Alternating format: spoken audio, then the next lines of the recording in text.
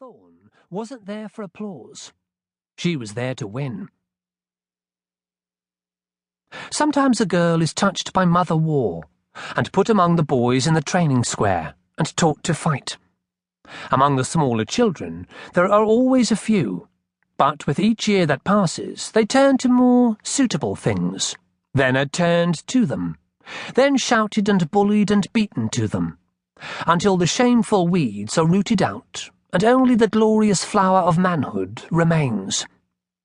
If Vanster men crossed the border, if islanders landed on a raid, if thieves came in the night, the women of Gettland found blades soon enough and fought to the death, and many of them damn well too.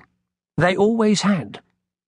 But the last time a woman passed the tests and swore the oaths and won a place on a raid, there were stories, there were songs, but even old Fenn, who was the oldest person in Thorby, and, some said, the world, had never seen such a thing in all her countless days.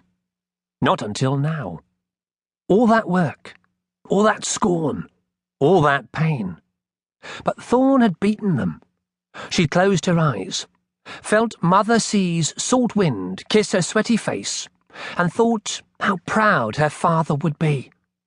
"I've passed," she whispered. "Not yet." Thorn had never seen Master Hannon smile, but she had never seen his frown quite so grim. "I decide the tests you'll take. I decide when you've passed." He looked over to the lads her age, the lads of 16, some already puffed with pride from passing their own tests. "Rourke, you'll fight Thorn next." Rourke's brows went up. Then he looked at Thorn and shrugged. "Why not?" he said, and stepped between his fellows into the square, strapping his shield tight and plucking up a practice sword. He was a cruel one, and skillful. Not near as strong as Brand, but a lot less likely to hesitate. Still, Thorn had beaten him before, and she'd... "Rourke," said Hannon, his knobble-knuckled finger wandering on, "and Sordaff, and Edwul." The glow of triumph drained from Thorn like the slops from a broken bath. There was a muttering among the lads as Sordaff, big, slow, and with scant imagination, but a hell of a choice for stomping on someone who was down, lumbered out onto the sand, doing up the buckles on his mail with fat fingers. Edwul, quick and narrow-shouldered with a tangle of brown curls, didn't move right off.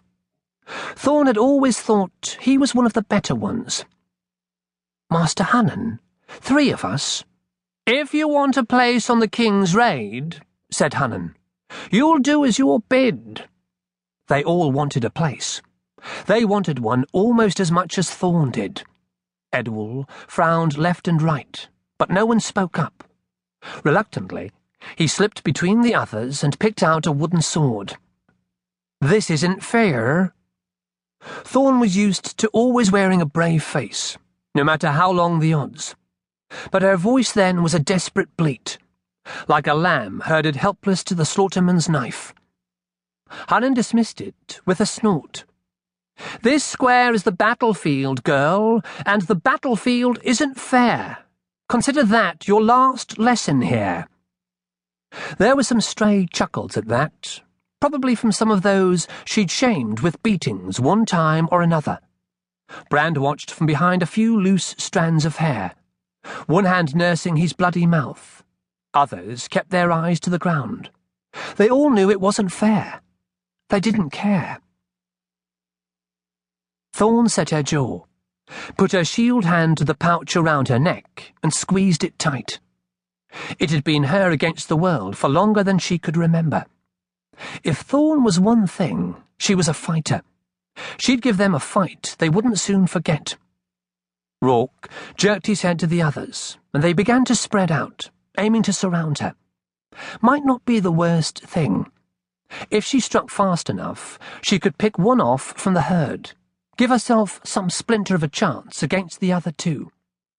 She looked in their eyes, trying to judge what they'd do. Edward